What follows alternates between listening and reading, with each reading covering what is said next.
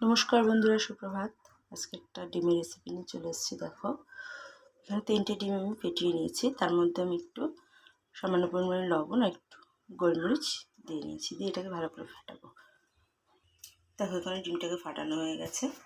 আর এখানে দেখো আমি একটা টিফিন বক্স নিয়েছি, এটার মধ্যে আমি একটু সাদা তেল দিয়ে নিয়েছি, দিয়ে ভালো করে টিফিন বক্সটার মধ্যে আমি হাত দিয়ে এদিক ওদিক করে সুন্দর করে এটাকে বেশি করে তেল দেবো, খুব বেশি নয়, যাতে নিচে না লেগে যায় ডিমটা।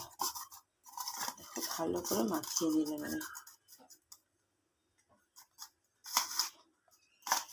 দিয়ে যে ফাটানো ডিমটা রয়েছে ওটা আমি এতে ঢেলে দিলাম।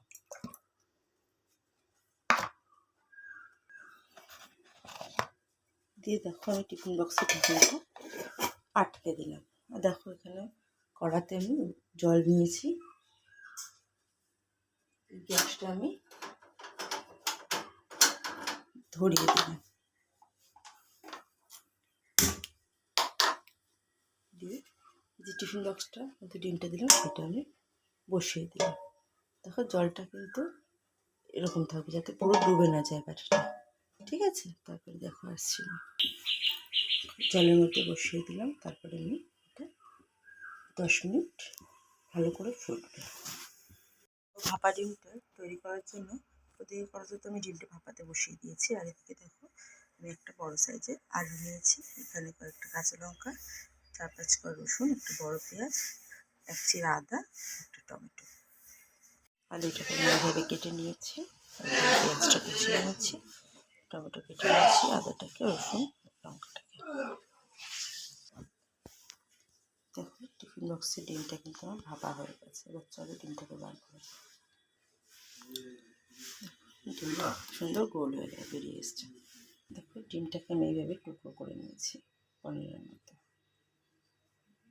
তেলটা গরম হয়ে গেছে, ডিমগুলো আমি ছেড়ে দেবো।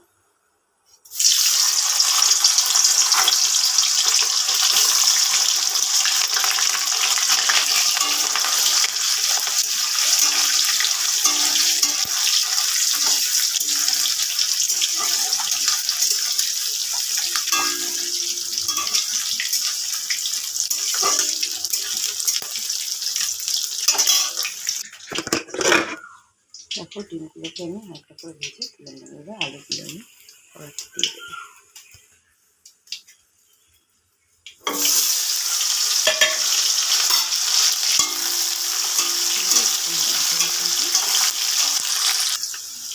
আলুটা লাল হয়ে গেছে, এবং পেঁয়াজটা একটু দিয়ে দিলাম। পেঁয়াজটা একটু নাড়াচাড়া করবো।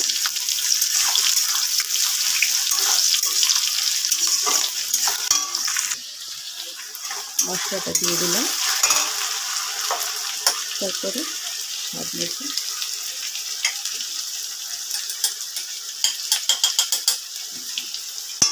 লবণ দিয়ে দিলাম,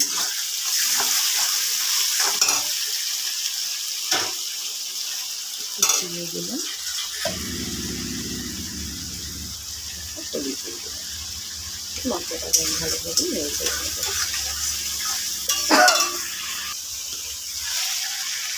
সামান্য কাশ্মীর চিলি দিয়ে দিলাম, তেলটা নিয়ে ভালোভাবে কষিয়ে নেব আলুটা।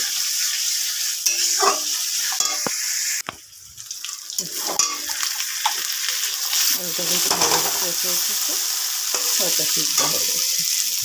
তো আমি ভেজে রাখা ডিমগুলো অ্যাড করলাম, দিয়ে দেখো আবার একটু কষাবো।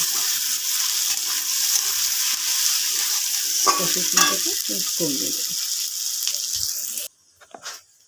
এবার ডিম আলুটা কষা হয়ে গেছে, একটু সামান্য পরিমাণে একটু জল দিয়ে দেবো ভালোভাবে সিদ্ধ হওয়ার জন্য।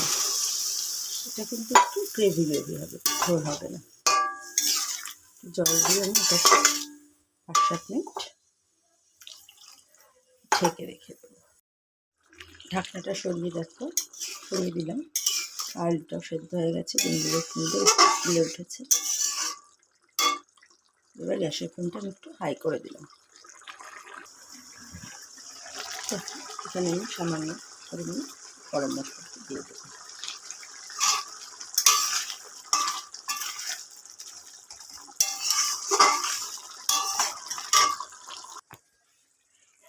দেখো আমার ডিম ভাপা পুরো রেডি।